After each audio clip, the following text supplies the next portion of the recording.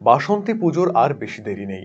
কালিয়াগঞ্জ ব্লকের বোচাডাঙ্গা গ্রাম পঞ্চায়েতের কুজিয়া গ্রামের 450 বছরের বেশি পুরনো ঐতিহ্যবাহী বাসন্তী পুজোর প্রস্তুতি ঘিরে ব্যস্ততা তুঙ্গে গ্রামবাসীদের মধ্যে। কথিত আছে বাংলাদেশের দিনাজপুরের হরিপুরের জমিদার পরিবারের স্মৃতি বিজড়িত এই বাসন্তী পুজো ঘিরে প্রতি বছর বিরাট মেলা বসে কুঞ্জিয়া গ্রামে।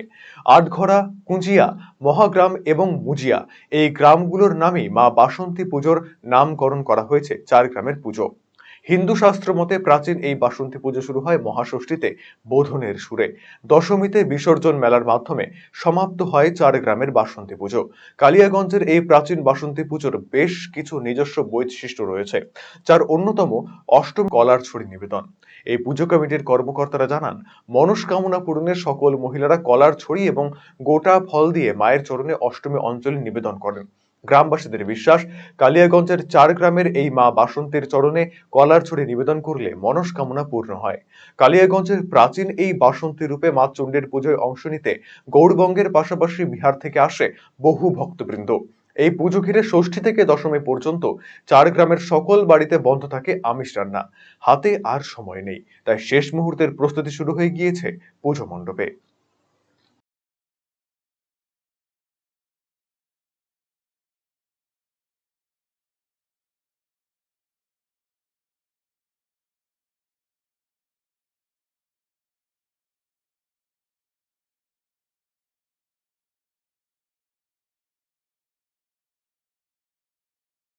আমাদের পুজো এবারে এই বছরে 455-তে পড়ছে।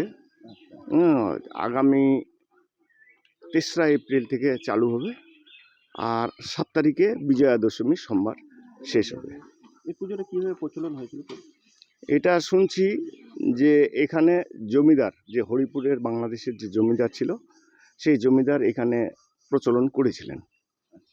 এইখানটায় যখন এই দিক দিয়ে বানগড়ে যাচ্ছিলেন, বানগড়ে যাওয়ার পথে হরিপুরের হরিনারায়ণ রায়চৌধুরী সেই সময় এখান থেকে মানে পুজোটা আরম্ভ করেন।